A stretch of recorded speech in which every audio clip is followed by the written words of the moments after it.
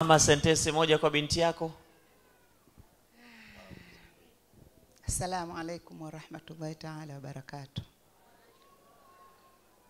Mimi namtakia safari njema huko uendako. Unaenda kukutana na familia ambayo ni wazazi wako.